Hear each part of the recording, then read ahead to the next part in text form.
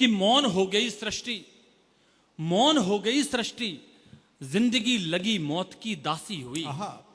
मौन हो गई सृष्टि, जिंदगी लगी मौत की दासी हुई। अनायास जब भगत सिंह की एक दिन पहले फांसी हुई। न्याय हो गया कैद, भगत जब जीवन से आजाद हुआ। न्यायपालिका चीख उठी, अंतर में घोर विषाद हुआ। सोच रहा था न्यायमूर्ति, मैं कलम नहीं हूं उंगली हूं, गोरों का कानून है अंधा, मैं उसकी कठपुतली हूं। और कविता यहां से शुरू होती है, सुनना। गोरों का कानून है अंधा, मैं उसकी कठपुतली होती जो सिद्धांतहीन, वह कौम फिसड्डी होती है। नियम और कानून मुल्क की रीढ़ की हड्डी होती है। ब्रिटिश हुकूमत हार गई, ब्रिटिश हुकूमत हार गई, अब साहस का घट रीत गया। भारत का ये सैनिक फांसी पर चढ़कर भी जीत गया। अच्छी कविता। भारत का ये सैनिक फांसी पर चढ़कर भी जीत गया। साहस, शौर्य, पराक्रम का पर्याय टंगा है सूली पर। साहस, शौर्य, पराक्रम का पर्याय टंगा है सूली पर। भगत सिंह के साथ ब्रिटिश का न्याय टंगा है सूली पर। और कलेक्टर साहब, जो प्रश्न उठा करके लाया हूं, प्रश्न सुनना कि भगत सिंह का न्याय टंगा है सूली पर। न्यायमूर्ति खुद कहता था, न्यायमूर्ति खुद कहता था, ये न्याय नहीं है, मिथ्या है। अरे तुम कहते हो फांसी इसको, मैं कहता हूं हत्या है। भगत सिंह की हत्या की गई थी, हत्या करने का हक किसी को नहीं है। खैर, इनकी जब हत्या हुई, भगत सिंह को जब मारा गया, तो जो जल्लाद खड़ा हुआ था रस्सा खींचने वाला, वो जल्लाद तो हिंदुस्तान का बेटा था, हिंदुस्तान का एक बेटा। और उस वक्त जब लोग एक दूसरों पर अपनी जान दे दिया करते थे, उस वक्त जब एक हिंदुस्तान का बेटा दूसरे हिंदुस्तान के बेटे को फांसी की सजा देने के लिए अपना कर्तव्य निर्वहन करता है, वो क्या सोच रहा होगा, उसके मन में क्या आ रहा होगा। कल्पना कीजिए जल्लाद क्या सोच रहा होगा। मैं पढ़ता हूं क्या सोचता है जल्लाद। पहली बार लगा है जैसे मर्द खड़ा है सूली पर। बार लगा है मर्द खड़ा है, पहली बार लगा है जैसे मर्द खड़ा है सूली पर। भारत माँ के जख्मों का हमदर्द खड़ा है सूली पर। क्या बात है, वाह वाह वाह, क्या जोड़ा है, वाह। कैसी कठिन परीक्षा है ये, कैसे फर्ज निभाऊं मैं, लगता इसके पहले खुद ही सूली पर चढ़ जाऊं मैं। व्यक्ति नहीं, तू महाशक्ति है जो पौरुष को जगा रहा, घर में घुसे निकम्मों की तू कायरता को भगा रहा। तेरी मौत व्यर्थ ना होगी, अग्नि चिता की भड़केगी, अब से हर हिंदुस्तानी की सुस्त भुजा भी फड़केगी। अंग्रेजों का क्रूर फैसला तेरा यश फहराएगा। आज मनुष्य से ऊपर उठकर तू देवता बन जाएगा। तो साहब, वो जल्लाद अपने मन में क्या कल्पना करता है और क्या सोच करके रास्ता खींचता है, यदि आपको लगे कि उसकी कल्पना पूजनीय है, तो दोनों हाथ उठा करके उसकी कल्पना के लिए आशीष देना कि आज मनुष्य से ऊपर उठकर तू देवता बन जाएगा। तो तू सदियों तक अमर रहे, तू सदियों तक अमर रहे, तू सदियों तक अमर रहे। लो निज कर्तव्य निभाता हूं, तुझको सूली पर लटका कर ईसा मसीह बनाता हूं। तुझको सूली पर लटका कर ईसा मसीह बनाता हूं। व्यक्ति नहीं, तू अवतारी है, भारत मां की कृत्या है। तुम कहते हो फांसी इसको, मैं कहता हूं। एक वो पंक्ति पढ़ता हूं जो कोई कवि नहीं लिख सकता, मैंने भी नहीं लिखी। ये पंक्ति मां सरस्वती ने साक्षात प्रकट होकर के मुझे दी है। मेरे एक मित्र ने मुझसे कहा कि भगत सिंह के गले में जो रस्सा पड़ा है, फांसी का फंदा पड़ा है, वो तो हिंदुस्तान का है।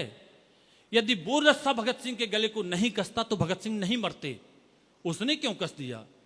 मैंने रस्से से पूछा, रे रस्सा, तू तो हिंदुस्तान का था, तूने भगत सिंह के गले को क्यों कसा? 15 दिन तक साहब रस्से ने जवाब नहीं दिया। 16वें दिन अर्ध निद्रा की अवस्था में मुझे यह जवाब मिलता है। मैं उठता हूं, वो पंक्तियां लिखता हूं और सो जाता हूं। सुबह जब सोकर के 9 बजे उठता हूं तो वो उस रस्से का जवाब होती हैं। स्वागत है। सुनना, मैंने कहा रे रस्सा, तू तो हिंदुस्तान का था, तूने भगत सिंह के गले को क्यों कसा। एक दृश्य से रस्सा जवाब देता है, भगत सिंह ने रस्से को पकड़ा, होठों से चूमा और गले में डाल लिया। अब रस्से का जवाब सुनना कि ज्यों ही छुआ भगत ने रस्सा, रे रस्सा तू तो हिंदुस्तान का था, तूने भगत सिंह के गले को क्यों कसा। ज्यों ही छुआ भगत ने रस्सा, ज्यों होठों के निकट गया। ज्यों ही छुआ भगत ने रस्सा, ज्यों होठों के निकट गया। फूट फूट कर रोया रस्सा और गले से लिपट गया। वाह, क्या बात है, क्या बात है, वाह वाह वाह वाह वाह, अच्छा है। उसे क्या पता था उसका लिपटना मौत बन जाएगा। फूट फूट कर रोया रस्सा और गले से लिपट गया। क्यों? बाल सखा सा कभी भगत संग खेला करता राहों में, कहीं पतंग का धागा बनकर रक्षा बनकर बाहों में। रूप बदलता रहता था मैं धागा डोरी रस्से का, हिस्सा बनकर साथ रहा हूं जीवन के हर हिस्से का। राखी बनकर आया एक दिन और बहन का प्यार बना, एक दिन रक्षा पर्व बना था, आज मरण त्योहार बना। तो ईश्वर मेरी शक्ति छीन ले, टुकड़ों में कट जाऊं मैं, टूट टूट कर बिखर सकूं, कई हिस्सों में बट जाऊं मैं। अरे कितना दर्द मुझे है इस पल, किसको व्यथा सुनाऊं मैं। जो मेरी गांठ खोलता था कैसे गला दबाऊं मैं। जो मेरी गांठ खोलता था कैसे गला दबाऊं मैं। तो भारत माँ का सच्चा बेटा, तन मन से जो सत्या है, तुम कहते हो फांसी इसको, मैं कहता हूं। कविता की अंतिम पंक्तियां पढ़ता हूं, 4 पंक्तियां। भगत सिंह को जो मैला साफ करने वाला था या वाली थी, वो उसका नाम तो था बोधा, पुरुष था वो, लेकिन भगत सिंह उससे बेबे कहते थे। पंजाब में बेबे माँ को कहते हैं। भगत सिंह से पूछा गया आप बेबे क्यों कहते हैं, तो वो कहते थे बचपन में मेरी माँ मेरा मैला साफ करती थी, आज ये मेरा मैला साफ करता है तो ये मेरी माँ है, ये बेबे है। जब भगत सिंह ने उसे माँ मान लिया तो मैंने भी माँ माना है और उसे एक महिला चरित्र के रूप में ही स्थापित किया है। भगत सिंह ने उससे कहा 4 दिन पहले, बेबे मैं तुम्हारे हाथ से खाना खाना चाहता हूं। वो बोली तुम उच्च कुल के हो, मैं निचली जाति की हूं, यदि तुम मेरे हाथ से खाना खाओगे तो तुम्हें मोक्ष नहीं मिलेगा, मुक्ति नहीं मिलेगी। भगत सिंह कहते हैं बेबे, माँ एक बेटे को मोक्ष या मुक्ति तब मिलती है जब वो माँ के हाथ से 2 निवाले खा ले। 23 मार्च 1931 की शाम 7:30 बजे वो बेबे अपने घर में बैठी सोचती है कि उसका मुंह बोला बेटा कल फांसी पर चढ़ने वाला है। उस अभागिन को क्या पता कि उसका बेटा तो आज अभी इसी वक्त बैरक से तख्ते की ओर चल दिया है। कविता की अंतिम पंक्तियां सौंपता हूं, तो क्या सोचती है सुनना। स्वागत है। कि साफ सफाई करने वाली बेबे का मन व्याकुल था, साफ सफाई करने वाली बेबे का मन व्याकुल था, माँ के उस संबोधन को वो भुला सके ये मुश्किल था। कितने भोलेपन से उसने अंतिम इच्छा बतलाई, जाति धर्म सब भुला के मेरे हाथों से रोटी खाई। और वो भगत सिंह जब रोटी खा रहे थे तो उनके हाथ बंधे थे, पैर बंधे थे, बेबे अपने हाथों से खिला रही थी। वो दृश्य सौंपता हूं कि जाति धर्म सब भुला के मेरे हाथों से रोटी खाई।